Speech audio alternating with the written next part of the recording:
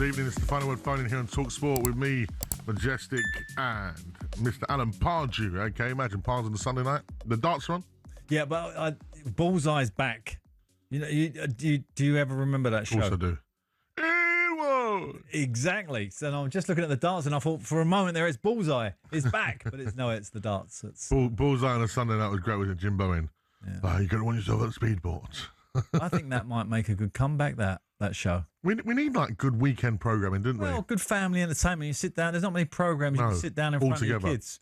Like Traitors was great because you could all sit there in a family and enjoy it. My wife and kids have been watching Traitors. They're loving it. Yeah. By the way, doff my cap to Alan Carr, Graham Carr, my chief scout's son. Yes, of course. Who won? Well done, Alan. Top man. He was brilliant. Although special mention, Jonathan Ross. The show lost a little bit when he went out. He was brilliant, Jonathan Ross. I've been faithful to the Traitors. To the Traitors. All this time I've been faithful to the Traitors. Yeah, you got that off to a T. He was brilliant, Jonathan, wasn't he? Yeah. He really was. Yeah, them spinning them in circles, wasn't he? Been a great weekend of football across the Premier League. You was at Wolves yesterday against Chelsea. Stamford Bridge. I was at Spurs. I watched that second half of that game. Well, you didn't need to watch the first half. It was boring. I heard that. Flat. And I actually listened a little bit to Akunde and O'Hara last night talking about it, and obviously they was like rubbishing it in terms of a spectacle. And I actually agreed with them in terms of the quality of the game surprised me. The turnover of possession when people had time on the ball was actually the passes really away from both teams. Poor, really poor. Yeah. And United, wow, there were some major errors in that performance from them second half. They should have won that game. But for both teams, if you don't win, don't lose. Yeah, well, at least the fight was there, and from both teams to try and salvage something from the game. Do you know what's really frustrating? Because a few weeks ago, I asked you about keepers, and I said Vicario, he's not a number one for Spurs, and you're not going to like we see today when we were speaking about Aston Villa in a moment. Martinez. That's a proper keeper, that is. Yeah, of course. Right? He's a World Cup winner. Who's been excellent for the last 3 years. He's been brilliant. But not on set plays. He always looks all over the place to me. That should never have gone in. No. How's he behind his line? The position. And I'm not a goalkeeper, and I can tell. What do you reckon Woody would have made of that? Well, what I do know is that, at 92, 93 minutes, we're on the clock, and you've got a corner against. If your goalie comes out and catches it and defeat, it just ends the game, really. Yeah. And I always used to look for my goalie to, get involved a little bit in a set play at the end of the game. Even if you punch it away. Get out. 9 times out of 10, you're going to draw a foul anyway. Someone's going to get in your way and the ref's going to give you a foul. So, get involved in it. He just backed off, and in the end, he backs off so far, he's in his net. He saves it and pushes it in the top corner of the net. So it wasn't it wasn't one of his highlights, that's for sure. So let's talk about the games today. Let's start with Brentford, of course, who beat Newcastle 3-1. Surprising result, actually. Well, considering you tipped Newcastle to be title challengers a few weeks ago, Pards, I will remind you. I know. It's going to come back and haunt me. Newcastle, no away win since April in the Premier League. They're 14th in the Premier League right now. Dan Burn was sent off. There was a controversial penalty, but 3-1 at Brentford. First and foremost, before we go on to the Newcastle side of things, Brentford have lost star players. They've lost the manager. And my goodness, are they doing well? Yeah, and they've still, the manager who obviously was the set play manager has come in, and they've really nailed them down. I mean, their long throws are more dangerous than any other team. Yeah. They scored again from a long throw today. Dan Burn, for a way, obviously got called up for England, so he's on a little bit of a high. Before he got sent off, he almost gave a penalty away. He was lucky, actually. I thought the first one was touch and go. He got away with that, and the second one he just mistimes it and ends up getting a red as well. I'm just surprised with the quality that Eddie's got at Newcastle, that their results are this poor at this stage of the season. Whether the European campaign is really impacting, which it did for me actually when I was in the Europa League. So I do have some sympathy for him. Well, yeah, it's just game after game. It's relentless, isn't it? And speaking of game after game, but they come out on top. Forest, of course, who are in the European trophy as well. They had a better day. Yeah. Daishi, your mate Daishi, doing well. 3-1 against Leeds. Yeah. Forest came from behind to win, only 2 points separate 19th and 15th currently. And that's Forest, West Ham, Burnley, Leeds and Fulham. Would you say that Forest and Leeds was a 6-pointer today? Forest and Leeds 6-pointer. Yes, in the context of where the both teams are at the moment, it has to be. I mean, I thought Forest would win that game because, at home with the new manager and Sean, he's had 3 or 4 decent results, really. I expected them to win that game, and they did in the end. So a great victory for them. Leeds and Burnley slowly slipping down, aren't they? They end up in the international window 16th and 17th with teams below them like West Ham, who have won the last 2, Forest, who have not lost in 3 or 4 games, pushing. So, them two starting to look involved now. When you look above them, Fulham, Newcastle, can't see them getting relegated. Fulham maybe.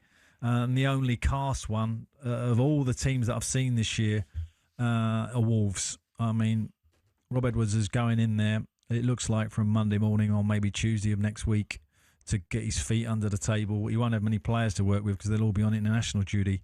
There's so many foreign players in that club.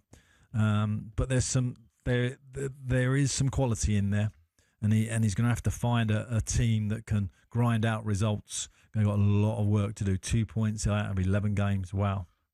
Villa, wow. They started off the season slowly, but they have definitely got into gear. 4-0 against a very high-flying Bournemouth. Didn't see that coming. Semenyo had a penalty saved by Martinez. Can we just talk about Martinez quickly? Because at the start of the season, it was looking like Aston Villa were trying to get rid of Martinez. Well, I'm not sure they were getting rid. Remember, they're under pressure with their financial situation, and I think they was looking for a bit of headroom, i.e. to bring other players in, maybe to let the keeper go, big money, etc. Marco Bizot. Yes. Marco Bizot. Yes. He wanted Marco Bizot, mate. That was one of the funniest moments of the season, wasn't it? That was brilliant. Anyway, let's go back to them. So, on my stat pack, where are Aston Villa after 11 games last year? Exactly the same place as they are this year. Wow. So hats off to the manager because good obviously manager. In the European campaign as well, he's done terrific. Martinez is a strange player because he's a World Cup winner. He's an irritant, isn't he? He's a football irritant. He's that kind of personality where the home fans love him, the away fans can't stand him because he kind of exudes that kind of bad boy attitude. And I see him clip some video at the end of the game around the ear as if say, I knew what he was going to do with that penalty. That just sort of sums him up. He is, like you said, he's a World Cup winner, and he is someone that you can trust in the sticks. And I like that housery from him. Do you know one thing I always used to say to Andy Woodman, who was my goalkeeper coach for many, many years? I always used to say, when we get a penalty, I want my goalie to look like they're alive. I don't want them being shirky or look, just sort of manoeuvring, looking like, oh, what am I going to do here? I want them energy. I want them to dominate the player, the situation. Yeah. Pointing at them. And he does, doesn't he, Martinez? Yeah. He's strutting around. He ain't quite ready yet. He's going to have a drink. He walks one side, walks the other. Remember the one at Old Trafford with Ronaldo and Bruno Fernandes? Yeah. And they went flying over. Yeah. Right, Palace and Brighton. Again, 2 teams have been flying high in the Premier League. This is a bookie's dream, this fixture. It's a draw, isn't it? I haven't looked at the result. Is it a draw? 0-0. Oh, there you go. It's usually 1-1. I mean, I was travelling in with some Palace fans today. They was in good spirits. Obviously, the team has done terrific. They've picked up again after having a little bit of a downtime. And I expected them to get over the line today. I think the injury to Gahey was crucial. And unfortunately, he's going to miss out on the England cap. So that's a shame for him. We mentioned Newcastle's poor performance today. 14th in the Premier League. Lost to West Ham last week as well. Let's find out what Jamie, the Newcastle fan, thinks what's going on with his beloved Newcastle. How are we, Jamie? Not bad yourself? Yeah, not bad. You sound very frustrated. What's the situation in your opinion, Jamie? Just want a quick start off, Pardew. Absolute delight to speak to you, mate. I was one of the biggest fans of yours at Newcastle. Oh, thank you so much. Very kind of you. Thank you. This whole Newcastle situation, it's like I think Eddie Howe's took the team to that level. I think he's found his level. He's struggling massively at the minute, I think, in every aspect of the game. It's horrible to say that because I love Eddie Howe, but look at the teams what's had these ownerships. He's took the team to that level, and I think he's found his place. Dan Burn, left back, again today. Lewis Hall's on the bench. If he's on the bench, in my eyes, he should be starting. Nick Pope, he's been good for, but he's calamity when the ball goes in the box. You've got Ramsdale, who's excellent. I think he's reached his level, and now unfortunately, I think it's time to move on. Well, I wasn't expecting you to say that, if I'm honest. I think when I look at his team, Joe Linton, Tonali, Ganaras, what a midfield that is. Murphy was absolutely brilliant last year. Barnes got a goal this week. You got the big fellow they signed. I mean, it does look on paper a good team. I do take your point about the goalkeeper. I think that's a position that's struggled this year. I'm still surprised that the column for wins isn't greater. I do think that Eddie's got enough in the locker. He proved that by winning the cup, and I do hope that he improves on the situation. I certainly think he's got enough in that changing room. But at the moment where we stand, Jamie, I can't. You're going to see more of them than I am at the moment. You will know. But my opinion is stick with Eddie, and let's see where we go. Brilliant, cool. Thank you very much, Jamie, the Newcastle fan there. Newcastle fans, do you agree with Jamie? Has Eddie Howe taken Newcastle as far as they can go? Is that the ceiling for Eddie Howe?